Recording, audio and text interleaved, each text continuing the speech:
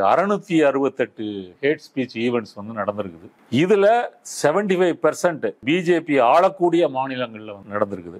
இதுல வந்து நம்பர் 1 மாநிலம் வந்து மகாராஷ்டிரா. 118 ஹேட் ஸ்பீச் ஈவெண்ட்ஸ் வந்து நடந்திருக்குது. ஹேட் ஸ்பீச் பற்றி வாஷிங்டன்ல இருக்கக்கூடிய ஒரு ஆராய்ச்சி குழு, இந்தியன் ஹேட் லேப் IHL, இவங்களுடைய வெப்சைட் வந்து போன மாதம் வந்து இதுவும் ஹிந்துத்வாச்சுன்னு இன்னொரு சைட்டும் ரெண்டையுமே வந்து ஐடி ஆக்டின் கீழே வந்து இந்தியாவில் தடை பண்ணியிருக்கிறாங்க. இந்த ஹேட் ஸ்பீச்சில் ஒரு 48% அளவு இந்த 5 மாநில தேர்தல் நடந்துச்சு இல்லையா, இந்த ஆகஸ்ட் டு நவம்பர், அந்த இதில் வந்து அதிகமாக நடந்திருக்கு. பாரதிய ஜனதா தான் வெற்றி பெறுவதற்காக இந்த மாநிலங்களில் வந்து இந்த முஸ்லீம் எதிர்ப்பு, இந்துத்துவ ஆதரவு ஹேட் ஸ்பீச் வந்து நிறைய செஞ்சுருக்காங்க. அந்த மாநிலங்களில் வந்து சிறுபான்மை மக்கள், அப்புறம் வந்து ஒடுக்கப்பட்ட இந்துக்கள், அவர்களுடைய உரிமைகள் பறிக்கப்படுவது, சனாதன இந்துக்களை பொறுத்த வரைக்கும் நம்ம இந்து ராஷ்டிரம் வந்து இங்கே வந்துருச்சு அப்படின்ற முறையில் வந்து அவங்க இதுக்கு வந்து ஆதரவாக இருக்கிறாங்க. சரஸ்வதி பூஜை பண்ணலை, சாவித்திரிபாய் பூலே வச்சு நீங்கள் பூஜை பண்ணீங்க இப்படின்றதுக்காக அவங்கள சஸ்பெண்ட் பண்ணியிருக்கிறாங்கன்னா, ஒரு ஆணும் பெண்ணும் முஸ்லீமாவோ இந்துவாவோ இருந்தால் அவர்கள் காதலிக்க முடியாது. ஒருவேளை நீங்கள் 2 தரப்பும் காதலித்து கல்யாணமே பண்ணா கூட ஒரு பஜ்ரங்கதள்காரன் வந்து கேஸ் போட்டு இந்த மாதிரி இந்த பொண்ணை வந்து அவர் கட்டாய மதமாற்றம் செய்து இது பண்ணிட்டாங்க அப்படின்னு சொல்லி வழக்கு போட்டு அவரை அலைக்கழிக்கலாம், முடிந்தாலும் தண்டனை கூட வாங்கி தரலாம். அலோபதி என்று தவறாக அழைக்கப்படக்கூடிய நவீன அறிவியல், அது வந்து மாடர்ன் சயின்டிஃபிக் மெடிசன் தான் கரெக்டு. இதுக்கு எதிராக சங்கிகளும் இந்துத்துவவாதிகளும் வந்து ஒரு பெரிய போரையே தொடுத்திருக்காங்க. பிராமின்ஸ் ஒன்லி, வெஜிடேரியன் ஒன்லி இப்படின்னு வந்து டூலெட் போர்டு தொங்குதா இல்லையா, இந்த சாதி இந்த மதத்தினர் தான் இங்கே வர முடியும்னு சொல்றது உங்களுக்கு ரைட்டு கிடையாது. இப்போ கூட ஒருத்தர் வந்து இதுக்கு எதிராக ஒரு கேஸ் போட்டாருன்னா, அந்த பிராமின்ஸ் ஒன்லின்னு அந்த வீடு வாடகைக்கு விடக்கூடியவரை நீங்க சட்டப்படி தண்டிக்க முடியும். சரி, தமிழ்நாட்டில் இல்லவே இல்லைன்னு சொன்னா தமிழ்நாட்டில் இது குறித்து பேசுவதோ, தமிழ்நாட்டில் இது குறித்து கவலைப்படுவதோ அதில் என்ன தேவை இருக்குது? நாம் பெரியார் மண்ணுன்னு சொன்னாலும் கூட நம்மளுடைய வேல்யூஸும் கொஞ்சம் கொஞ்சமா இங்க வந்து குறைஞ்சிட்டு வருது. அதுக்கு எதிராக நம்ம தொடர்ச்சியா ஃபைட் பண்ணணும் அப்படின்றதான் பார்க்கணுமே தவிர, நம்ம தமிழ்நாடு வந்து பரவாயில்ல அப்படின்னு நாமே பாராட்டிக் கொள்வதில் பலன் இல்லை. அரண்சை நண்பர்களுக்கு வணக்கம். அரண்சை ஊடகம் சுயேட்சையாக இயங்குவதற்காகவே உருவாக்கப்பட்டது. நாம் செய்கிற வேலை உண்மையிலேயே மக்களுக்காக செய்கிறோம் என்பதை நீங்கள் நம்பினால், வாய்ப்பு இருந்தால் இந்த ரேசர் பே QR கோடுக்குள்ளே நீங்கள் வந்து அதை ஸ்கேன் பண்ணி எங்களுக்கு உங்களால் இயன்றதை விருப்பம் இருந்தால் ஆதரவு தெரிவிக்கலாம். வணக்கம் நண்பர்களே, இது அரண்சை. நான் மகிழ்நன். பல்வேறு அரசியல் சமூக நிகழ்வுகள் தொடர்பாக பல்வேறு ஆளுமைகளை சந்தித்து உரையாடி வருகிறோம். அதை நான் சந்திக்க போன்ற சிறப்பு விருந்தினர் தோழர் நாதன். வணக்கம். அல் ஜசீரா ஆன்லைன் இதழில் வந்து இந்தியாவில் பெருகி வருகிற, இந்தியாவை ஆட்சி செய்து வருகிற, ஆட்கொண்டிருக்கிற வெறுப்பு பேச்சு பற்றி ஒரு ஆர்டிகிள் வந்தது. அதனுடைய சாரம் என்ன சொல்ல வராங்க? இது அல் ஜசீரா மட்டும் இல்லை, வயரு மற்ற எல்லா மாற்று ஊடகங்களே வந்திருக்குது. ஆனால் மெயின் ஸ்ட்ரீம் மீடியாவில் எதுவும் வந்து வரலை. அவங்க தான் பரப்புறாங்க. அவங்க தான் குற்றவாளிகள். இவங்க அமலப்படுத்துகிறாங்க. ஹேட் ஸ்பீச் இருக்கு இல்லையா, அந்த ஹேட் ஸ்பீச் பற்றி வாஷிங்டனில் இருக்கக்கூடிய ஒரு ஆராய்ச்சி குழு, இந்தியன் ஹேட் லேப் IHL அப்படின்னு ஒரு இது வச்சு நடத்திட்டு இருக்கிறாங்க. இவங்களுடைய வெப்சைட் வந்து போன மாதம் வந்து இதுவும் ஹிந்துத்வாச்சுன்னு இன்னொரு சைட்டும் ரெண்டையுமே வந்து ஐடி ஆக்டின் கீழே வந்து இந்தியாவில் தடை பண்ணியிருக்கிறாங்க. இந்தியா ஹேட் லேபுடைய முக்கியமான பணி வந்து என்னன்னா, இந்தியாவில் வந்து இந்த வெறுப்பை தூண்டக்கூடிய பிரச்சாரங்கள், அது வந்து பேச்சாக இருக்கலாம், ஒரு தாக்குதலாக இருக்கலாம், சம்பவமாக நிகழ்வாக இருக்கலாம், அதை வந்து ரெக்கார்ட் பண்ணி தோத்துருக்குறாங்க. அப்போ 2023 மொத்தம் எவ்வளவு ஹேட் ஸ்பீச் ஈவெண்ட்ஸ் வந்து நடந்திருக்குது, அது யார் செஞ்சுருக்கிறா, ஒரு வருஷத்தில் மட்டும் எந்த ஸ்டேட்டில் அதிகம், இதையெல்லாம் தொகுத்து வந்து வெளியிட்டிருக்கிறாங்க. நாடாளுமன்ற மேலவை ராஜ்யசபா தேர்தல் நடந்தது இல்லையா, இது வந்து நடந்தது. இதில் வந்து இமாச்சல் பிரதேசத்தில் வந்து காங்கிரஸ் எம்எல்ஏக்களை இவங்க எப்படி விலைக்கு வாங்கினாங்க பிஜேபி, இதெல்லாம் ஒரு புறம் இருக்கட்டும். இப்போ கர்நாடகாவில் வந்து காங்கிரஸை சேர்ந்த ஒரு முஸ்லீம், பிறப்பால் முஸ்லீமாக இருக்கக்கூடிய வேட்பாளர் வந்து ரீஎலெக்ட் ஆகியிருக்கார். அவருடைய பேர் வந்து டாக்டர் சையத் நசீர் ஹுசைன். இப்போ இவர் வந்து எலெக்ட் ஆன அந்த சமயத்தில் காங்கிரஸ் மற்ற எம்எல்ஏக்கள் எல்லாருமே பாகிஸ்தான் ஜிந்தாபாத் அப்படின்னு முழக்கம் போட்டாங்கன்னு சொல்லி அங்கே இருக்கக்கூடிய லோக்கல் கர்நாடக நியூஸ் சேனல் வந்து செய்தி, அப்புறம் நேஷனல் லெவலில் வருது. பிஜேபியோட ஸ்போக்ஸ் பர்சன்லாம் அதை வந்து ரீஷேர் பண்ணுறாங்க, பாகிஸ்தான் ஜிந்தாபாத். அப்போது ஒரு இந்தியாவினுடைய ராஜ்யசபா எலெக்ஷனுக்காக கர்நாடக சட்டமன்ற உறுப்பினர்கள் தெரிவு செஞ்ச ஒரு காங்கிரஸ் எம்எல்ஏ இதில் பாகிஸ்தான் ஜிந்தாபாத் எப்படி வரும்? இது வந்து கிட்டத்தட்ட JNUல துக்குடே கேங்னு சொல்லி ஒன்று அந்த பாகிஸ்தானுக்கு ஆதரவாக முழக்கம் போட்டதாக சொல்லப்படுகிற செய்தியோடு அது ஒத்து போகுது. அதுவும் பொய் வீடியோ தான். இதுல ஒரு எம்எல்ஏக்களே முழக்கம் போட்டாங்கன்னு சொல்லணும்னா எந்த அளவுக்கு இங்கே வந்து ஒரு சதித்தனமான வெறுப்பு பேச்சு வந்து கட்டியமைக்கப்பட்டிருக்குது. ஆக்சுவலாக அங்கே இருக்கிற மக்கள் என்ன சொல்லியிருக்கிறாங்கன்னா, சையத் நசீர் ஜிந்தாபாத், சையத் ஹுசைன் ஜிந்தாபாத். இப்போ இந்த ஹுசைன்லையும் இந்த பாகிஸ்தானையும் ரைமிங்காக வந்து மேட்ச் ஆகுதுல்ல, அதை வச்சு பாகிஸ்தான் ஜிந்தாபாத் பண்ணிட்டாங்க. சுபேர் இருக்காரு ஆல்ட் நியூஸ், அவர் பல ஆங்கிளில் இருக்கிற வீடியோலாம் எடுத்து போட்டு இது பாகிஸ்தான் ஜிந்தாபாத் இல்லை, இந்த மாதிரி வேணும்னே இதை வந்து வைரல் பண்ணுறாங்க, இது வந்து பொய் செய்தி அப்படின்னு அவர் போட்டுட்டு இருக்காரு. மற்ற வைரலில் இதுலாம் வந்து வந்திருக்கு. அப்போ இவங்களுடைய நோக்கம் என்ன? இப்போ கிரிக்கெட் எடுத்துங்க, கிரிக்கெட்டில் வந்து பாகிஸ்தான் வந்து ஒரு முக்கியமான டீமு. இப்போ பாகிஸ்தான் டீமை வந்து இந்தியாவில் இருக்கக்கூடிய ஒரு இந்தியர் வந்து பாகிஸ்தான் டீமை வந்து ஆதரித்து எனக்கு வந்து அவங்க ஃபேவரட் டீம்னு சொல்லக்கூடாதா? நீங்கள் ஆஸ்திரேலியாவை சொல்லலாம், இங்கிலாண்டை சொல்லலாம், வெஸ்ட் இண்டீஸ் சொல்லலாம், ஆனால் பாகிஸ்தான் கிரிக்கெட் டீம் மட்டும் நீங்கள் சொல்லக்கூடாது. இப்போ பாகிஸ்தான் டீமில் வந்து பழைய ஃபாஸ்ட் பவுலர்னால் வந்து உலகத்தில் வந்து பாகிஸ்தான் வந்து ஃபேமஸ் தான். இப்போ வாசிம் அக்ரம் இருக்கார், அவர் வந்து ஓடி வந்து பந்து வீசுறதெல்லாம் பார்த்தீங்கன்னா ஒரு சிறுத்தை ஓடி வந்து இது மாதிரி இருக்கும். அப்போ கிரிக்கெட்டை வந்து டெக்னிக்கலாக ரசிக்கக்கூடிய ரசிகர்களுக்கு வந்து வாசிம் அக்ரம் வந்து ஒரு ஹீரோ. இப்போ அவர் எனக்கு பிடிக்குன்னு சொல்லிட்டா நீங்கள் தேச விரோதி இந்தியாவை பொறுத்தவரைக்கும். அப்போ இந்தியாவில் வந்து என்னென்ன, இது ஒரு உதாரணத்துக்காக சொன்னேன், இது மாதிரி இந்தியா முழுவதும் இந்த ஹேட் ஸ்பீச், குறிப்பாக ஹிந்தி பெல்ட்டில் வந்து முஸ்லீம்களை எதிரியாக வைத்து, அதே ஹிந்தி பெல்ட்டில் வந்து தலித்துக்களையும் வந்து எதிரியாக சித்தரித்து, அப்புறம் வடகிழக்கு அசாம் மாதிரி மாநிலங்களில் வந்து கிறிஸ்தவர்களை எதிரியாக இது கட்டமைத்து, இப்படி விதவிதமான இதில் வந்து செய்கிறாங்க. இப்போ தமிழ்நாட்டில் உதாரணம் சொல்கிறதா இருந்தால், நம்ம அதிபர் சீமான் வந்து வந்தேரிகள்னு சொல்லி தமிழ் அல்லாத மற்ற தென்னிந்திய மொழிகளை பேசக்கூடியவங்களை எதிரிகளாக கட்டமைக்கிறார் இல்லையா, இதுவும் ஒரு வெறுப்பு பேச்சு தான். இதுதான் அவங்க வந்து இந்த ஐஹெச்எல் இந்தியா ஹேட் லேப் வந்து தோத்துருக்குறாங்க. எண்ணிக்கை அப்படிங்கிற அளவில் ஏதாவது சொல்கிறாங்களா? எவ்வளோ எண்ணிக்கையில் எவ்வளோ நடந்தது? 2023 இந்த ஐஹெச்எல் தரவுகளின்படி கிட்டத்தட்ட வந்து 668 ஹேட் ஸ்பீச் ஈவெண்ட்ஸ் வந்து நடந்திருக்குது. இதில் 75% வந்து பிஜேபி ஆளக்கூடிய மாநிலங்களில் வந்து நடந்திருக்குது. பிஜேபி ஆளக்கூடிய மாநிலங்கள் உத்தரப்பிரதேசம், ராஜஸ்தான், மத்திய பிரதேசம், குஜராத்து, மகாராஷ்டிரா, இங்கெல்லாம் வந்து அதிகமாக இருக்குது. இதில் வந்து நம்பர் 1 மாநிலம் வந்து மகாராஷ்டிரா, 118 ஹேட் ஸ்பீச் ஈவெண்ட்ஸ் வந்து நடந்திருக்குது. இது வந்து போஸ்ட் உத்தவ் தாக்கரேவுடைய ஆட்சியை வந்து பறிச்சதுக்கு பிறகு 2023 மட்டும் உத்தரப்பிரதேசத்தில் 104, அப்புறம் மத்திய பிரதேசத்தில் 65, ராஜஸ்தானில் 64, குஜராத்தில் 34, ஹரியானாவில் 48, அப்புறம் வந்து உத்தரகண்டில் வந்து 41, இப்படி வந்து டெல்லியில் வந்து 37, இப்படி வந்து போகுது. தென்னிந்தியா எடுத்துட்டிங்கன்னா கேரளா, தமிழ்நாடு, ஆந்திரா, இங்கே வந்து எதுவும் ரெக்கார்ட் ஆகலை. அவங்களுடைய ஆய்வுப்படி ஆகலைன்னு சொன்னால் இங்கே வந்து வெறுப்பு பேச்சு வந்து சங்கிகள் கிளப்பலைன்னு சொல்ல முடியாது. இப்போ இங்கே ஹெச் ராஜாலேருந்து அண்ணாமலை வரைக்கும் வந்து தினசரி பண்ணுறாங்க. ஒரு உதாரணம் சொல்கிறதா இருந்தால், நம்ம 2 ஆண்டுகளுக்கு முன்னாடி மைக்கேல்பட்டி, இப்போ மைக்கேல்பட்டி வந்து அண்ணாமலை பிஜேபியில் எப்படி சித்தரிக்க முயற்சி பண்ணாங்க. ஒரு மாணவி வந்து கிறிஸ்தவ மத மாற்றத்தினால் வந்து தற்கொலை செய்து இறந்து போயிட்டாரு அப்படின்னு சொல்லி வீடியோலாம் வெளியிட்டு வந்து இது பண்ணாங்க. அப்புறம் கொஞ்சம் கொஞ்சமாக தான் வருது, அந்த ஸ்கூல் நிர்வாகத்திட்ட இவங்க வந்து காசு கேட்டு பஞ்சாயத்து பண்ணது இதெல்லாம் வெளியே வந்திருக்கு. இதுவே உத்தரப்பிரதேசம் அல்லது மத்திய பிரதேசத்தில் இந்த மைக்கேல்பட்டி நடந்திருந்தால் என்ன நடந்திருக்கும்? அந்த சிஸ்டர்கள் வாழக்கூடிய அந்த அவங்களுடைய வீடுகள் வந்து புல்டோசரால் இடிக்கப்பட்டிருக்கும். அந்த ஸ்கூலுக்கான லைசன்ஸ் வந்து ரத்து செய்யப்பட்டிருக்கும். இப்போ தமிழ்நாடு வந்து இந்த ஹேட் ஸ்பீச் வந்து அவங்க வாட்ஸ்அப்பில் பரப்பலாம், ட்விட்டரில் பரப்பலாம், ஃபேஸ்புக்கில் பரப்பலாமே தவிர அது ஒரு செயலை நோக்கி ஆக்ஷனுக்கு போக முடியாத அளவுக்கு இந்த மாநிலம் வந்து, இந்த மண் வந்து கொஞ்சம் சுய சிந்தனையோடு தெளிவாக சுயமரியாதையோடு இருக்குது. ஆனால் மற்ற மாநிலங்களில் வந்து அப்படி சொல்ல முடியாது. அப்போ தென்னிந்தியாவில் 3 மாநிலங்கள் இல்லை, வட இந்திய மாநிலங்களில் இது வந்து அதிகமாக இருக்குது அப்படின்றத இந்த டேட்டா வந்து சொல்லுது.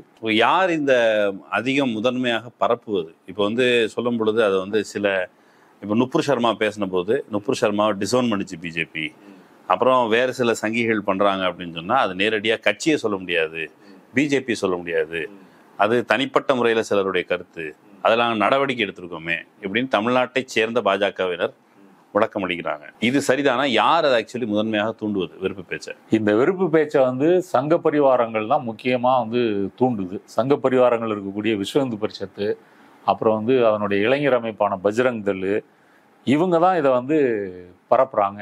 இது வந்து டேட்டாவோட வந்து இவங்க சொல்கிறாங்க.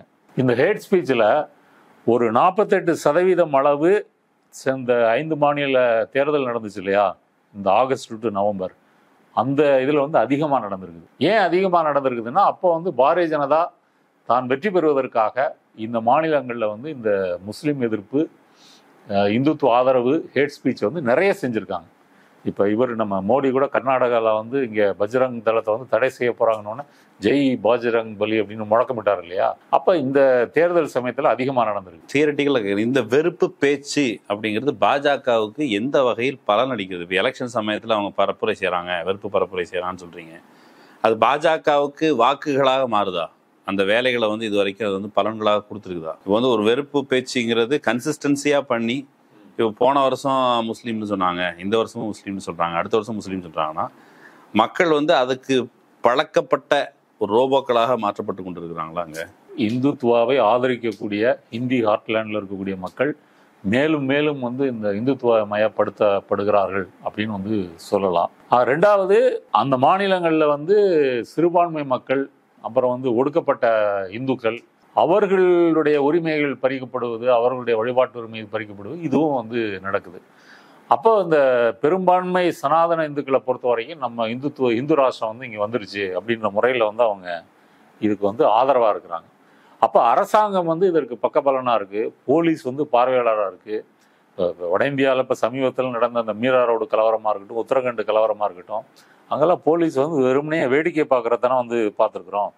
இப்போ இந்த வெறுப்பு பேச்சே ஐஹெச்எல் இதில் இதுபடி வந்து பிரவீன் தொக்காடியா, மகாராஷ்டிரா சேர்ந்த தனஞ்சய் தேசாய், அப்புறம் வந்து தெலுங்கானாவில் இருக்கக்கூடிய டி ராஜா சிங், அவர் பிஜேபி எம்எல்ஏ, இவங்கெல்லாம் வந்து இதில் நிறைய பேசியிருக்காங்க. எண்ணிக்கையில் வந்து நிறைய கான்ட்ரிபியூட் வந்து பண்ணியிருக்கிறாங்க. இந்த வெறுப்பு பேச்சினால இவர்கள் அடையக்கூடிய ஆதாயம் வந்து என்ன? தங்களுடைய ஹிந்து ஓட் பேங்கை வந்து கன்சாலிடேட் பண்ணுறது. அடுத்தது வந்து கொஞ்சம் நடுநிலைமையாக இருக்கிறவங்கள கூட இந்த திசையை நோக்கி வரவழைப்பது. அப்போ இந்த ஹேட் ஸ்பீச்ன்றது ஒரு கான்ஸ்பிரசி, ஒரு சதி கோட்பாடு, உண்மை இல்லாத ஒரு தகவல். அப்போ அந்த தகவலை பரப்பும் போது வந்து நீங்கள் வந்து ஒரு நியூட்ரலாக இருக்கக்கூடிய இந்துக்களை கூட இவர்களது இதை நோக்கி வர முடியும். இப்போ உதாரணத்துக்கு இந்த அக்பர் சீதா மேட்டரை வந்து எடுத்துக்கோமே. இப்போ வந்து திரிபுராவிலேருந்து விலங்குகளை பரிமாறிக்கொள்ளுகின்ற திட்டத்தின் கீழ் வந்து அக்பர் சீதா வந்து 2 சிங்கங்கள் வந்து வெஸ்ட் பெங்காலுக்கு வராங்க. 2 சிங்கங்கள் வருது, சீதையும் வரல. இப்போ சிங்கங்களுக்கு சிங்கம்னு நமக்கு பேர் வச்சிருக்காங்கன்னு கூட அதுக்கு தெரியாது. இதை வந்து ஒரு விஹெச்பி வந்து பொதுநல வழக்காக வந்து போடுறாங்க. இந்துக்களின் மனதை புண்படுத்துகிறது. இந்த வழக்கு வந்து உலகத்தில் எங்கேயாவது போட்டால் அது விசாரணைக்கு ஒரு நீதிமன்றம் எடுத்துக்கொள்ளுமா? எங்கேயுமே எடுத்துக்கொள்ளாது. ஆனால் இந்தியாவில் எடுத்துக்கொண்டிருக்கிறது. அது உயர் நீதிமன்றம் எடுத்துட்டு வந்து அவர் நீதிபதியை வந்து என்ன இதில் வந்து தீர்ப்பு சொல்கிறாருன்னா, அக்பரு மதசார்பற்ற மன்னர், பெரியவர், சீதா வந்து ஒரு வழங்கப்படக்கூடிய ஒரு தெய்வம், இப்படிலாம் பேரை வச்சு எதுக்கு பிரச்சனைகளை உருவாக்குறீங்க? மத பேர்கள்லாம் வைக்காதீங்க, பொதுவான பேர் வைங்க, அதனால அது வேற பேர் வைங்கன்னு சொல்லி அதை இது பண்ணிட்டாருங்க. இது ஒரு விசாரணை எடுத்து தீர்ப்பு சொல்லிட்டாரு. இப்போ இதில் சம்பந்தப்பட்ட பார்ட்டி வந்து சீதை தான். சீதை என்ன சொல்றது? சிங்க சீதை. அந்த பெண் சிங்கம் வந்து அது சொல்லியிருக்கணும், என் மனசு புண்படுது, என்னை வந்து சம்பந்தம் இல்லாம அக்பரோட சேர்த்து வச்சு இப்படி வச்சிருக்கிறாங்க அப்படின்னு சீதை முறையிட்டு இருக்கணும். சீதை சார்பா விஹெச்பி. இப்ப ராமர் கோயில்ல வந்து அந்த ராமலல்லாவுக்கு சார்பா யார் வாதாடினா? ராமலல்லா வரல. இல்ல, ராமலல்லாவுக்கு ஆதரவா ஒரு நபர் தானே, ஒரு சங்கி தானே வந்து வாதாடினாரு. அதுக்கு முன்மாதிரியும் இருக்கு. அதை வந்து நீதிமன்றம் எடுத்துக்குது. ராமலல்லா ஒரு கற்பனை, ஒரு புராண பாத்திரம், இதெல்லாம் வந்து நம்ம பேசுறோம். ஆனா ராமலல்லாவும் ஒரு இதுல வந்து ஒரு முக்கியமான ஒரு பார்ட்டி, அவர் சார்பா நீங்க வந்து வழக்க விசாரிக்கலாம். இப்ப இந்த இவங்க என்ன சொல்றாங்கன்னா, திரிபுராலதான் இந்த சிங்கங்களுக்கு பேர் வச்சுட்டாங்க அப்படின்னு வெஸ்ட் பெங்கால் வந்து கையை தூக்குது. திரிபுரால போய் கேட்டா நாங்களும் வைக்கலான்றாங்க. இப்ப மர்மமா இருக்கு, யார் வச்சாங்கன்னு தெரியல. இப்போ கடைசியாக திரிபுராவில் ஒரு ஃபாரஸ்ட் டிபார்ட்மெண்ட் ஆஃபீஸரை வந்து சஸ்பெண்ட் பண்ணியிருக்காங்க. அவர் நான் வைக்கலன்னு சொல்லியிருக்காரு, வேறு வழி இல்லாமல் அவரை வந்து சஸ்பெண்ட் பண்ணியிருக்காங்க. இப்போ இது உலகத்தில் எங்கேயாவது நடக்குமா? ஒரு சாதாரண ஒரு ஜூ, ஒரு உயிரியல் பூங்காவில் இருக்கக்கூடிய 2 சிங்கங்களுக்கு பேர் வச்சதே இங்கே ஒரு பிரச்சனையாகி இந்துக்கள் மனதை புண்படுத்தி நீதிமன்றத்தின் நேரத்தையும் எடுத்து இதை பல தளங்களில் நீங்கள் அப்ளை பண்ணி பாருங்கள். உதாரணத்துக்கு வந்து லிங்கம்னு ஒருத்தர் பேர் இருக்குங்க. லிங்கம்னா யாரு? சிவன். சிவனுக்கு மனைவியா யார் வர முடியும்? எனக்கு தெரியல. பார்வதி. இல்லைங்க, 2 வைஃப் இருக்குன்னு சொல்லுவாங்க. நான் அதான் யார் பேரை சொல்றது? அது வந்து முருகனுக்கு. சிவனுக்கும் சொல்லுவாங்க. சிவனுக்கு பார்வதி ஒண்ணு, இன்னொன்னு கங்கை அப்படின்னு சொல்லுவாங்க. லிங்கம் பேர் கொண்டவர் வந்து யதார்த்தத்துல ஜானகின்னு ஒரு பெண்ணை வந்து கல்யாணம் பண்றாருன்னு வச்சுங்க. அது வந்து இந்த கோர்ட்டினுடைய பார்வைப்படி தப்பு. ஏன் சொல்லுங்க? ஜானகி வந்து ராமருடைய ஒய்ஃபு, சீதைக்கு இன்னொரு பேர் ஜானகி. லிங்கம் பேர் சிவபெருமான் எப்படி வந்து சீதை ஜானகி வந்து கல்யாணம் பண்ண முடியும்? இதை இப்போ பல தளங்களில் நீங்கள் அப்ளை பண்ணீங்கன்னா யாருமே நீங்கள் கல்யாணம் பண்ண முடியாது. இப்போ மனு தர்ம சாஸ்திரப்படி நீங்கள் வந்து மங்களமான பெயரை சூத்திரர்கள் இட்டுக்கொள்ளக்கூடாதுன்னு இருக்கு. இப்போ மங்களமான பெயர்கள்னா இந்த பட்டியல்லாம் வருது. இந்த பட்டியலில் இருக்கிற பெயர்கள் இட்டுக்கொள்ளக்கூடாதுங்கிற இடத்துக்கு கூட அது போகலாம். அதில் இன்னொன்று உதாரணம் சொல்றேன். உண்மையிலேயே அக்பர்னு பெயர் கொண்ட ஒரு முஸ்லீம் இளைஞன், சீதா என்ற பெயர் கொண்ட ஒரு இந்து பெண், இவங்க 2 பேரும் காதல் பண்ணி கல்யாணம் பண்ணிக்கிறாங்க. இப்போ என்ன செய்ய முடியும்? அது எந்த ஊரில் பண்ணுறாங்க பொறுத்து தான். இவங்க யூபியில் பண்ணாங்கன்னா அது லவ் ஜிஹாத் ஆகிடும். தமிழ்நாட்டில் பண்ணால் பண்ணிக்கலாம். இல்லை தமிழ்நாட்டிலேயும் விஹெச்பி அங்கே கேஸ் போட்டு ஒரு முன்னுதாரணம் இருக்கிறதுனால இங்கேயும் கேஸ் போட்டு அதை நம்ம வந்து மாண்புமிகு நீதிபதி கவனத்துக்கு வந்து எப்படி இந்த பேரை மாற்றுங்கன்னு சொன்னாலும் தீர்ப்பு வந்தாலும் வரும். அப்போ இந்த ஹேட் ஸ்பீச்ன்றது இது வந்து ஒரு இன்ஃபினிட்டிவாக இருக்குங்க. நீங்கள் கற்பனையே பண்ண முடியாத அளவுக்கு இருக்குது. இன்னொரு உதாரணம் சொல்லுங்கள். குஜராத், மோடிஜியினுடைய குஜராத்தில் வந்து ஜேபி மார்கன் கம்பெனியினுடைய விபியாக இருக்கக்கூடிய ஒருத்தர், அவர் கடைசி பேர் வந்து கேஜ்ரிவால். அவர் வந்து ராஜஸ்தானில் பிறந்தாரு, மும்பையில் வளர்ந்துருக்கிறாரு. மும்பைன்னா அவங்களுக்கு தெரியும், ஒரு லிபரல் கல்ச்சர் இருக்கு, மெட்ரோபாலிட்டன் சிட்டி. அது மெட்ரோபாலிட்டன் சிட்டி. பல மக்களோட பேசி பழகி வந்து அங்கே வந்து சாதி மதம் இனம் ரேஸு கலரு இது எதுவும் வந்து அங்கே எடுபடாது. இது அப்பாற்பட்ட ஒரு வாழ்க்கையை தான் வாழ முடியும். அவர் அப்படிப்பட்ட வளர்ந்த இதவர் வந்து அவர் குஜராத்துக்கு வந்து போகிறாரு. குஜராத்தில் ஒரு கேட்டட் கம்யூனிட்டியில் ஒரு அப்பார்ட்மெண்ட் 100 ஏதோ அப்பார்ட்மெண்ட் இருக்குது. அதில் ஒரு வீட்டை வந்து வாங்குறாரு. 70 லட்ச ரூபா வேலை, பாதி இது செக் வந்து கொடுத்துட்றாரு. அப்புறம் போய் பார்த்தா தான் தெரியுது, அங்கே வந்து நான் குஜராத்தி மக்களுக்கு நாங்கள் இந்த வீடுகளை விற்க மாட்டோம் அப்படின்னு அங்கே இருக்கக்கூடிய அசோசியேஷன் வந்து முடிவு பண்ணியிருக்கு. 2002 தாக்கத்திலிருந்து வருது. இப்போ வந்து இவர் போன உடனே எல்லா அதில் பட்டேல்கள் தான் அதிகம் இருக்கிறாங்க. அவங்க எல்லாம் வந்துட்டு இவர்கிட்ட வாதம் பண்ணுறாங்க. இவர் சொல்கிறாரு, நானும் ஒரு இந்து, நானும் வெஜ்ஜு தான், நான்வெஜ் சாப்பிட மாட்டேன் இப்படிலாம் வந்து சொல்கிறாரு. அவங்க ஏற்றுக்கல. எதா இருந்தாலும் நீ வந்து நான் குஜராத்தி. ஒருவேளை கேஜ்ரிவால்னா அரவிந்த் கெஜ்ரிவால் குரூப்னு நினச்சிருப்பாங்களா என்னவோ தெரியல. இப்போ அவர் வந்து நொந்து போய் எக்ஸில் வந்து ட்வீட் போடுறாரு, நம்ம எந்த காலத்தில் இருக்கிறோம், எந்த நூற்றாண்டில் வாழ்ந்துட்டு இருக்கிறோம்.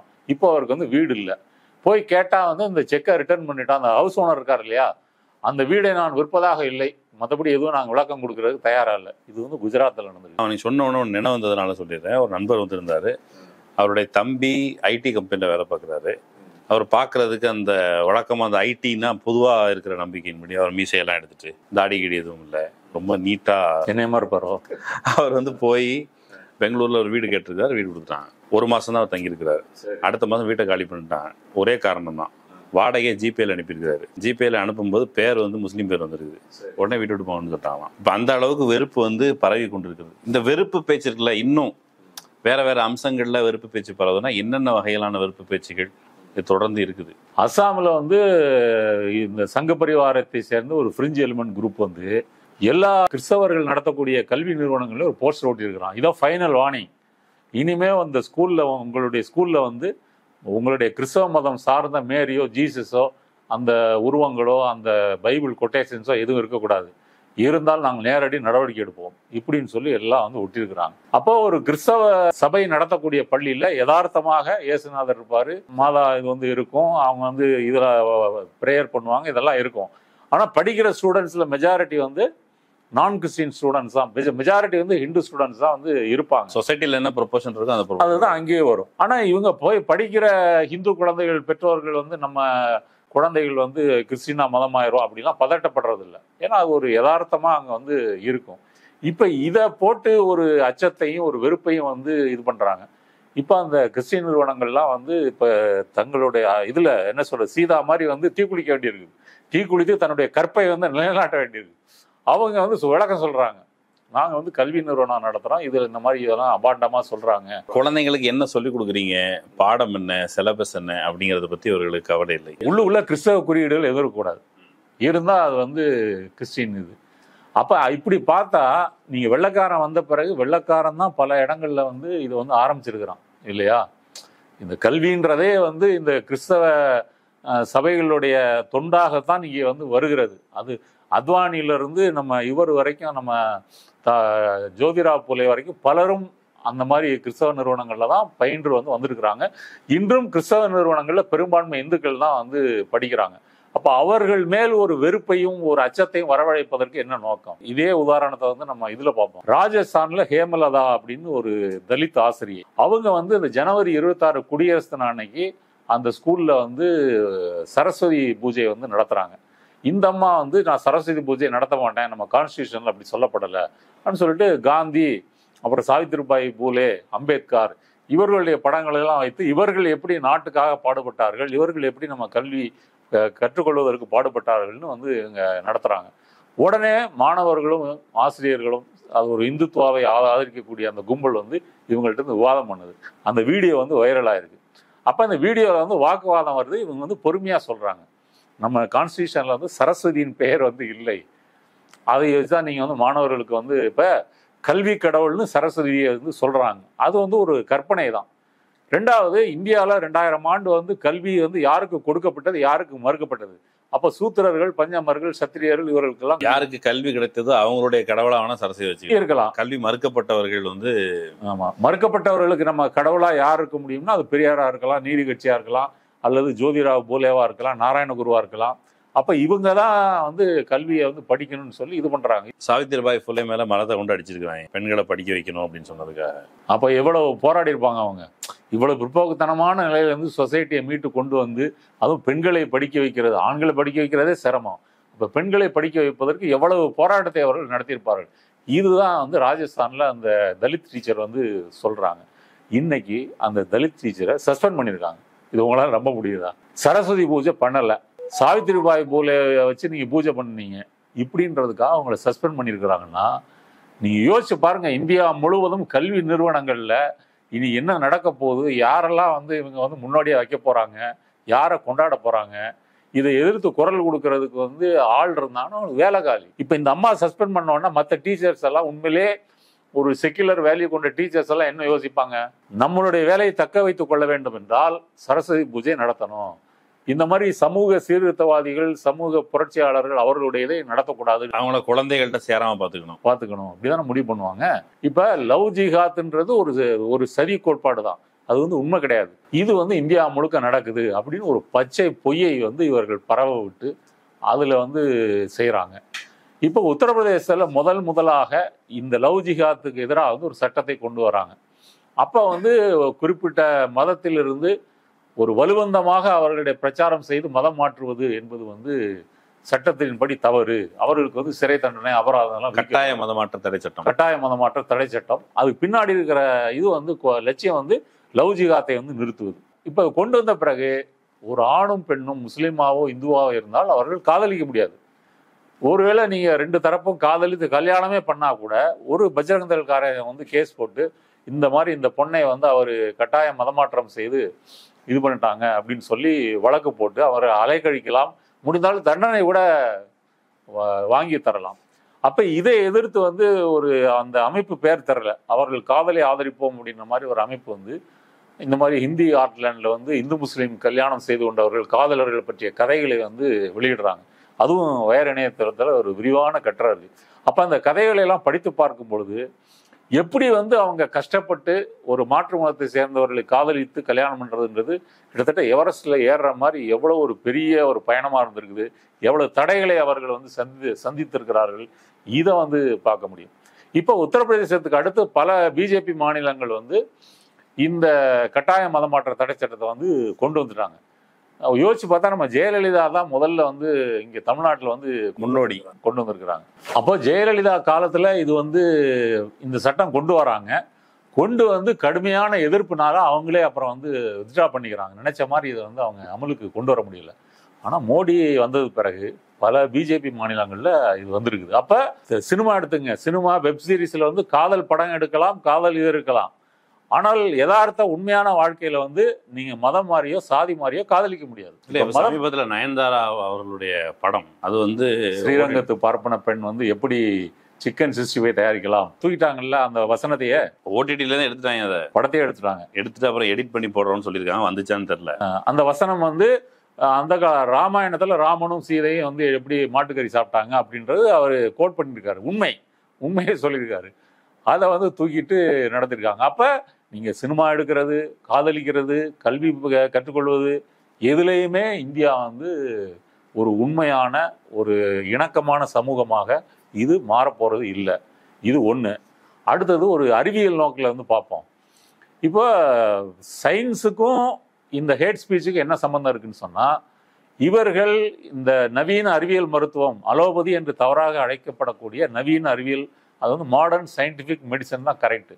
இதுக்கு எதிராக சங்கிகளும் இந்துத்துவாதிகளும் வந்து ஒரு பெரிய போரையே தொடுத்திருக்காங்க. அதுதான் இந்த பதஞ்சலி பாபா ராம்தேவ் இருக்கு இல்லையா, அவர் விளம்பரங்கள்ல எல்லாம் பார்த்தீங்கன்னா இந்த மாதிரி வந்து அலோபதி மெடிசன்ஸில் வந்து பக்க விளைவுகள் அதிகம், அதனால் எந்த பயனும் இல்லை அப்படின்னு சொல்லி கொரோனாலேருந்து கேன்சர் வரைக்கும் எல்லாத்துக்கும் இவங்களே மருந்து வச்சிருக்கிற மாதிரி அதை வந்து விளம்பரம் போடுறான். இதை உச்சநீதிமன்றம் முன்னாடி கண்டிச்சிருக்கு. ஆனால் இன்று பார்த்தா அந்த விளம்பரங்கள் தொடர்ந்து வந்துகிட்டு இருக்குது.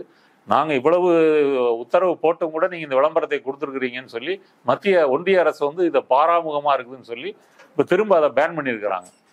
அப்போ இவர்கள் இவ்வளவு வெளிப்படையாக இப்படிலாம் வந்து பிரச்சாரம் பண்ணுகிறார்கள். இந்த தைரியத்தை வந்து எப்படி யார் கொடுத்தது? இதே மேலை நாடுகள்லையோ இல்லை நீ முஸ்லீம் நாடுகளில் கூட போய், முஸ்லீம் நாடுகள்லேயே அங்கே மெடிசன்ன்றது என்னது? ஒரு அரபு மெடிசன் மாதிரியா இருக்கு? கிடையாது. இந்த மாடர்ன் சயின்டிபிக் மெடிசன் தான் இருக்குது. அதுக்கான டாக்டர்கள் நர்ஸுகள்லாம் மற்ற நாடுகள்ல இருந்து அங்கே போய் வேலை கிடைச்சி வேலை பார்த்துட்டு இருக்கிறாங்க. அப்போ எங்கேயுமே இந்த சயின்டிபிக் மெடிசனுக்கு எதிரான இது கிடையாது. ஆனால் இந்தியா மட்டும் அதில் நம்பர் 1 நாடா வந்து. இந்தியாவில் வாழ்கிற மனிதர்கள், நீங்கள் குறிப்பாக வட இந்தியாவில் அந்த பகுதி சொல்கிறீங்க, அவங்கள எது திருப்திப்படுத்துது? இப்போ வந்து காய்ச்சல்னா உடனே வந்து பாபா ராம்தேவே போய் ஹாஸ்பிட்டல் தான் படுத்தாரு. ஆனால் அதை நம்புவர்கள் அவங்களும் ஹாஸ்பிட்டல் தான் போகிறாங்க. பட் எது இந்த சூடோ சயின்ஸ் மேலே நம்பிக்கை வைக்கிறது? எது இந்த ஹேட் ஸ்பீச்சை அப்பாடா அப்படின்னு ஒரு ஆறுதல் கொடுக்கறதுக்கு காரணம் என்ன? காரணம் வந்து இந்த சூடோ சயின்ஸ் இருக்கு இல்லையா? இப்போ நீங்கள் எல்லாத்தையுமே ஒரு புள்ளியில் வந்து இணைச்சிடலாங்க. கல்வி, லவ் ஜிகாத்து, அக்பர் சீதா, அப்புறம் வந்து பாகிஸ்தான் ஜிந்தாபாத், எல்லாமே இணைச்சு பார்த்தீங்கன்னா ஒரு நார்த் இந்தியாவில் இருக்கக்கூடிய ஒரு ஆதிக்க சாதியை சேர்ந்த பெற்றோர்களுடைய முதல் பயம் என்னன்னா, நம்ம பொண்ணு, முதல்ல பொண்ணு, 2வது பையன், இன்னொரு சாதியை கூட கல்யாணம் பண்ணிடக்கூடாது, ஆணவ கொலை. இது அடுத்தது இப்படியெல்லாம் வந்து பசங்க காதலிக்கிறதுக்கு என்ன காரணம்? இன்றைக்குள்ள கல்வி திட்டம், சினிமா. அப்போ அதில் வந்து நீங்கள் இந்த மாதிரி நயன்தாரா சொன்ன மாதிரி அதுக்கு சென்சார் வந்துடணும், அதெல்லாம் வந்து செய்யணும். அடுத்தது இது. அப்புறம் நீங்கள் வந்து கல்வியை முடிக்கிறீங்க, அப்புறம் வேலைக்கு போகிறீங்க. வேலைக்கு போகும்போது நீங்கள் ஒரு பழக்க வழக்கெல்லாம் வந்து இப்படி போயிடக்கூடாது. அப்போ அதுலேயும் வந்து நீங்கள் வந்து கட்டுப்பாடாக இருக்கணும். இப்படி ஒட்டுமொத்தமாக இந்த ஆதிக்க சாதிகளினுடைய இந்த பெற்றோர்கள் அல்லது பூமர்களை ஒரு திருப்திப்படுத்தக்கூடிய இதுதான் இந்த சட்டம் வந்து. அது லவ் ஜிகாத்தா இருக்கலாம் அல்லது சூடோ சயின்ஸாக இருக்கலாம். இப்போ சூடோ சயின்ஸை பற்றி அவங்க என்ன சொல்கிறாங்க? சூடோ சயின்ஸை வந்து பாபா ராம்தேவ் ஏன் ப்ரமோட் பண்ணுறாரு? அப்போ இதுக்கும் இந்துவுக்கும் என்ன சம்மந்தம்னு கேட்டிங்கன்னா, அப்போ அந்த காலத்திலே நம்ம வேத காலத்திலே வந்து நம்ம மருத்துவத்தில் சாதனை படைத்து விட்டோம், அந்த காலத்திலே நம்ம சர்ஜரி பண்ணியிருக்கிறோம். அப்போ மோடி பேசினார் இல்லையா மும்பையில் வந்து அந்த வேர்ல்டு சயின்ஸ் வாரத்தில் வந்து பிளாஸ்டிக் சர்ஜரிக்கு உதாரணமாக ஒரு பிள்ளையாரை காட்டுறாரு. காட்டிட்டு அந்த காலத்திலே நாங்கள் இதை கண்டுபிடிச்சிட்டோம், நம்மகிட்ட இருந்திருக்குது, அதுக்கு சயின்டிஃபிக்காக ஆதாரத்தை கண்டுபிடிச்சு சொல்லுங்க அப்படின்னு சொன்னார். உண்மையிலே பல பல்கலைக்கழகங்களுக்கெல்லாம் அதை பாடத்திட்டமாக வச்சு நீ ஆராய்ச்சி பண்ணி சொல்லியா அப்படின்னு பணம்லாம் ஒதுக்கி இருக்காங்க. நான் சொன்ன பொய்க்கு ஆதாரமா நீ ஆதாரத்தை கொடு. வேதிக் மேக்ஸ் அது ஒரு படிப்பு இருக்கு. அஸ்ட்ராலஜி எத்தனை பல்கலைக்கழகத்தில் இருக்குன்றீங்க? தமிழ்நாட்டில் 2 பல்கலைக்கழகத்தில் வந்து ஜோசியம் குறித்து வந்து 2 பட்டப்படிப்பு இருக்குதுங்க. அதில் இது கூட முதுகலை பட்டப்படிப்பு கூட வந்துருச்சு. இதெல்லாம் இந்தியாவில் நடக்குது, வேற எங்கேயுமே கிடையாது. மற்ற நீங்கள் ஆக்ஸ்போர்டு, ஹார்வர்டு யூனிவர்சிட்டிலாம் போனீங்கன்னா அங்கே வந்து நவீன கல்வி குறித்து பல படிப்புகள் படிக்கலாமே தவிர ஜோசியத்துக்கெல்லாம் ஒரு படிப்பு இருக்குன்னு நினச்சா அவன்லாம் காரி துப்புவான். அதான் இந்தியாவில் வந்து நடந்துகிட்டு இருக்குது. இதில் வந்து இப்போ சரி இலக்கியத்துக்கு வருவோம். இப்போ சூடோ சயின்ஸ்னு ஒரு விஷயம் மறந்துட்டேன். சமீபத்தில் சில அறிவியலாளர்கள் வந்து இந்த சூடோ சயின்ஸ் வந்து எப்படி பிரச்சாரம் செய்கிறாங்க, உண்மையான அறிவியல் ஆய்வுகளுக்கான ஃபண்டிங், பிரச்சாரத்துக்கான ஃபண்டிங் வந்து எப்படி தடை செய்யப்படுதுன்னு கண்டித்து ஒரு அறிக்கை வெளியிட்டிருக்கிறாங்க. 2-3 நாள் முன்னாடி வந்திருக்கு. அதில் முக்கியமான சயின்டிஸ்ட் வந்து அது கையெழுத்து போட்டிருக்கிறாங்க. அவங்க என்ன சொல்ல வராங்கன்னா, இந்த சூடோ சயின்ஸ் மூலமாக ஒரு சயின்டிஃபிக் டெம்பரை வந்து பின்னாடி கொண்டு வந்து நம்ம சமூகத்தை வந்து பின்னோக்கி இழுத்து செல்வது அப்படின்ற முறையில் அவங்க வந்து இதை கண்டிச்சிருக்கிறாங்க. அவங்க நேரடியாக இந்துத்துவம் சங்கின்னு சொல்லலையே தவிர இந்த சூடோ சயின்ஸுக்கு ஆதரவாக குரல் கொடுப்பது வந்து சங்கிகள் தான். அப்போ நம்ம கொரோனா காலத்தில் வந்து என்ன சொன்னார்? விளக்கு ஏற்ற சொன்னார், மணி அடிக்க சொன்னார். இது 2மே வந்து கும்பலா வட இந்தியாவில் ஊரடமா போய் நீங்க வந்து அந்த இங்கேயே பண்ணாங்க. இங்கேயோட நார்த்தில் வந்து இன்னும் ரொம்ப அதிகம். கோ கொரோனா அப்படின்னு ஒரு கோஷமே வந்து போடுறாங்க. வந்து சமூக இடைவெளி வந்து அங்கே மீறப்படுகிறது. கொரோனா இன்னும் பரவுது. இன்னொரு உதாரணம் கும்பமேளா. உத்தரகண்டில் வந்து கும்பமேளா வந்து நடக்குது. அப்போ இருந்த பிஜேபி சிஎம் வந்து இங்கே நடத்தினா வந்து பரவும்னு சொல்றாரு.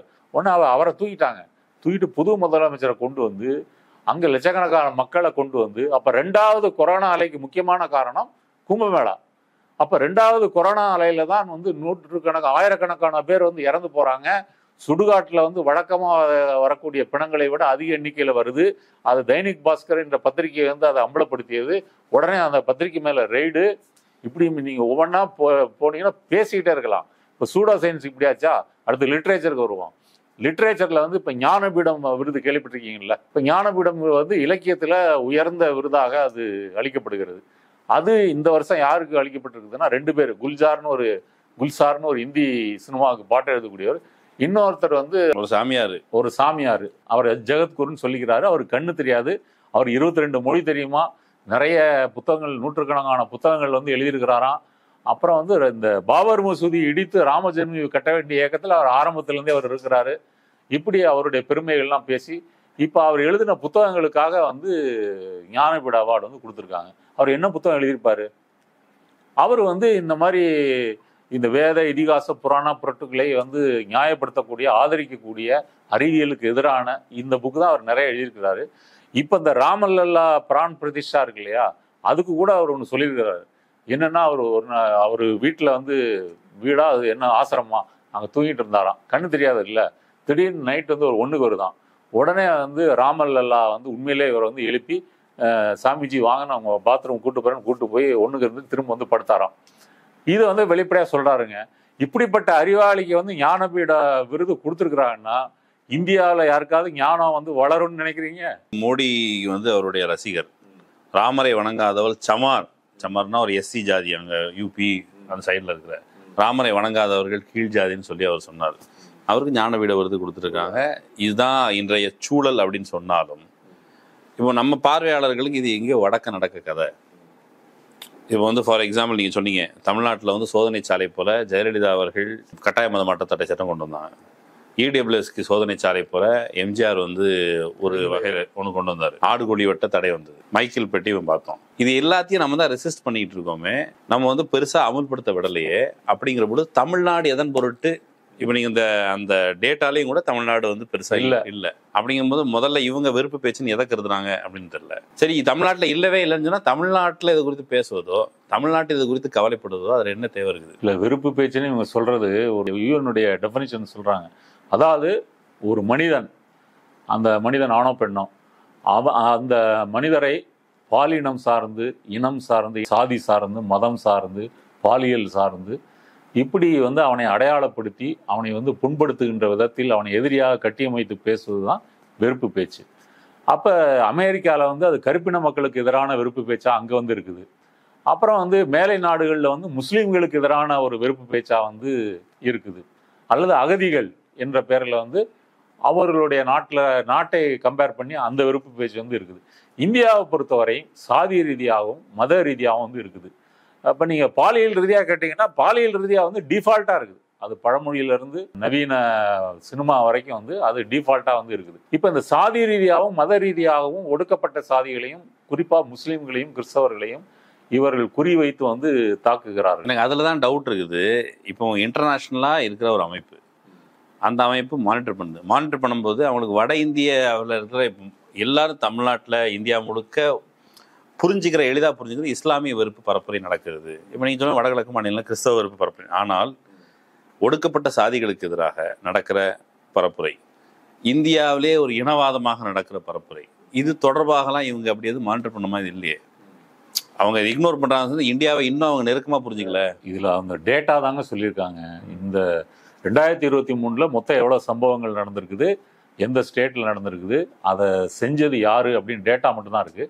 அவங்க வெப்சைட்டில் போய் பார்த்தீங்கன்னா அதில் டீட்டெயில்டாக ஒவ்வொன்றையும் ஸ்டோரியாகவே பண்ணியிருக்கிறாங்க.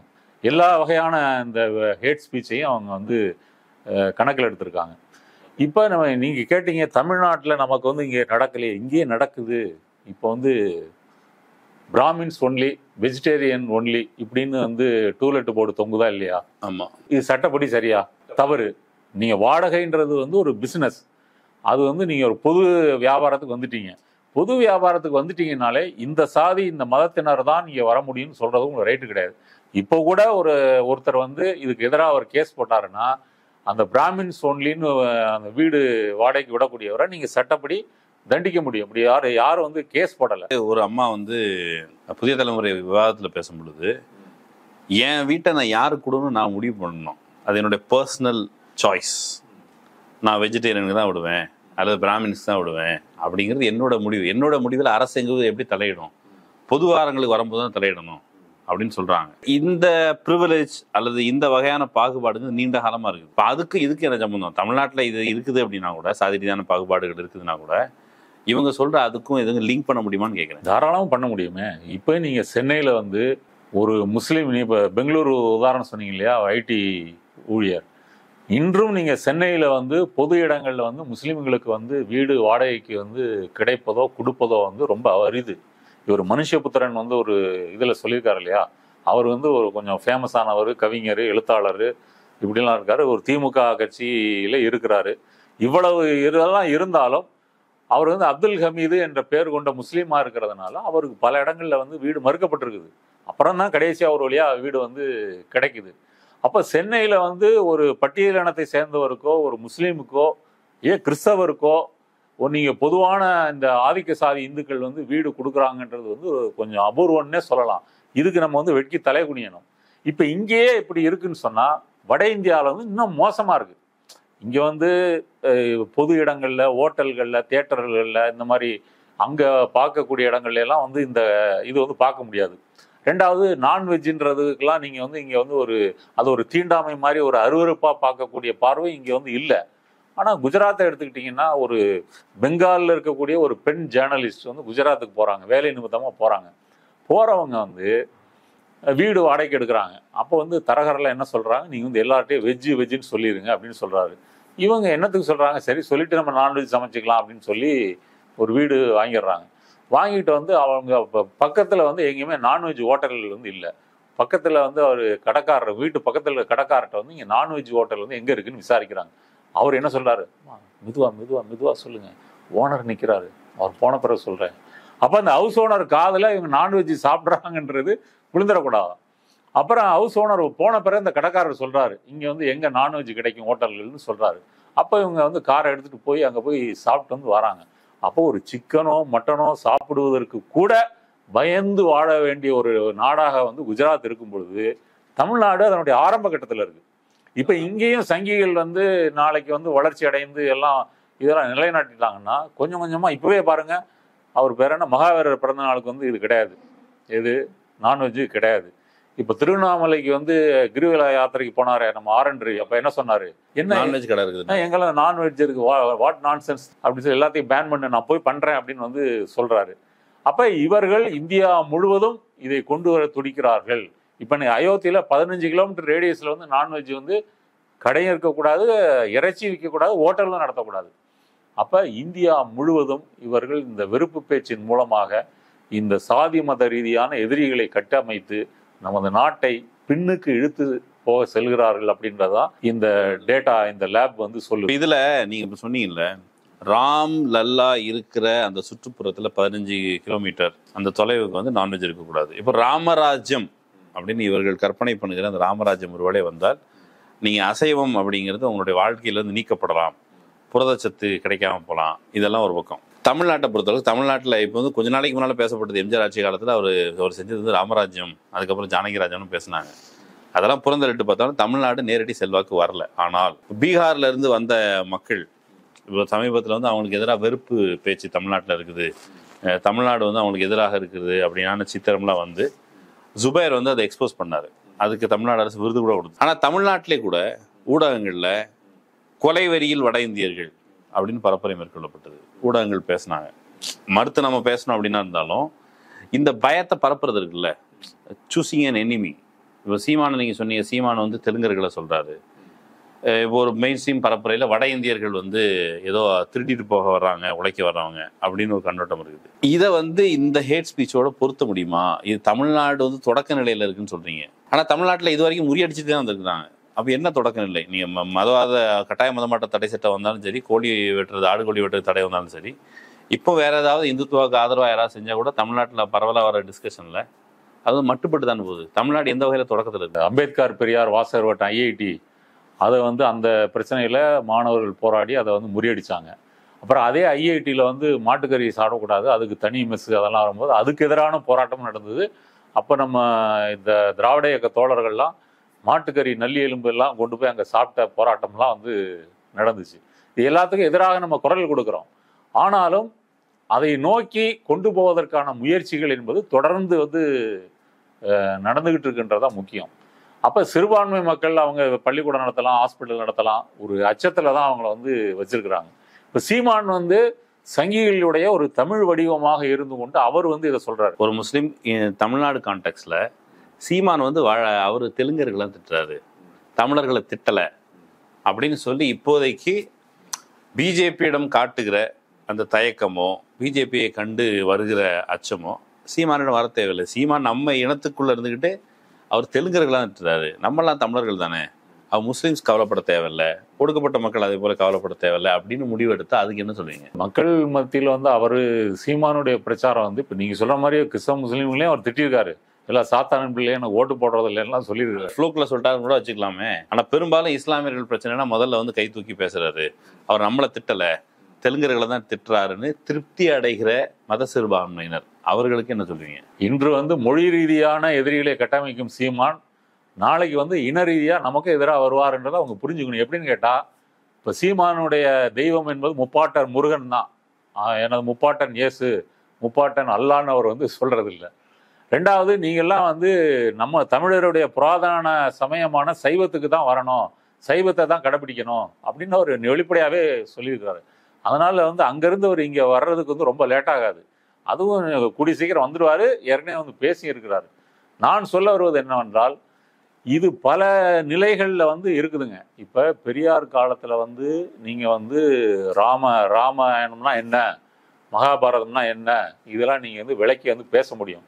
சபரிமலை வந்து ஐயப்பன் எப்படி பிறந்தார் என்ற கதையெல்லாம் நீங்கள் பெரியார் காலத்தில் பேச முடியும். இன்னைக்கு முடியுமா? முடியாது. நீங்களே வந்து ஒருத்தரை உட்கார வச்சு இன்டர்வியூ எடுக்க முடியுமா? ஐயப்பன் பிறந்த கதையை கொஞ்சம் விளக்குங்க, இது சாஸ்திரத்திலே சொல்லியிருக்கிறபடி விளக்குங்க. அப்போ நம்ம ஒரு தயக்கம் வருது இல்லையா? இப்போ இது யாருடைய வெற்றி? அவங்களுடைய வெற்றி. அப்போ நம்மளே பயந்து இதை பேச வேண்டியிருக்குதா இல்லையா? அப்படி ஒரு நிலைமைக்கு வந்து சொசைட்டியை வந்து கொண்டு வந்துட்டாங்க, ஒரு பயத்தை கொண்டு வந்துட்டாங்க. இப்போ பாபர் மசூதி இடித்த போது மாகாக சார்பில் நாங்கள் தமிழ்நாடு முழு ராமன் படத்தை வந்து எரிக்கிறோம், லிட்ரலாகவே. இங்கே வந்து டி நகரில் வந்து ரங்கநாதன் ஸ்ட்ரீட் இருக்கு இல்லையா, அங்கே போய் வந்து அரை மணி நேரம் தோழர் சீனிவாசன் வந்து பேசுகிறாரு. அப்புறம் ஒரு 30 தோழர்கள் வந்து அந்த பிரசுரம்லாம் கொடுத்துட்டு அப்புறம் ராமனுடைய படத்தை வந்து அங்கே எரிக்கிறோம். இதெல்லாம் இன்னைக்கு இங்கே செய்ய முடியுமா? முடியாது.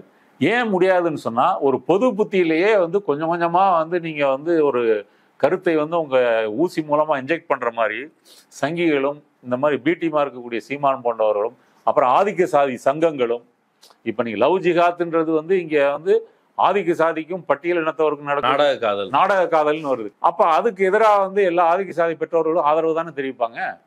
அப்போ இதெல்லாம் சேர்த்து பார்க்கும் பொழுது நாம் பெரியார் மண்ணுன்னு சொன்னாலும் கூட நம்மளுடைய வேல்யூஸும் கொஞ்சம் கொஞ்சமாக இங்கே வந்து குறைஞ்சிட்டு வருது. அதுக்கு எதிராக நம்ம தொடர்ச்சியாக ஃபைட் பண்ணணும் அப்படின்றதான் பார்க்கணுமே தவிர, நம்ம தமிழ்நாடு வந்து பரவாயில்லை அப்படின்னு நாமே பாராட்டிக் கொள்வதில் பலன் இல்லை. ஓகே, பெரியார் மண் அப்படிங்கிற இருமாப்போடு நடந்து கொண்டிருக்கிற நெருக்கடிகளை புரிந்து கொள்ளாமல் அலட்சியமாக இருக்கக்கூடாது. இந்த வெறுப்பு பேச்சு அப்படிங்கிற அஸ்திரம் தமிழ்நாட்டையும் சுற்றி வளைத்திருக்கிறது, கவனமாக இருக்க வேண்டும் அப்படிங்கிறது தான் நம்ம நேர்காணல்ல இருந்து கிடைச்ச ஒரு செய்தி.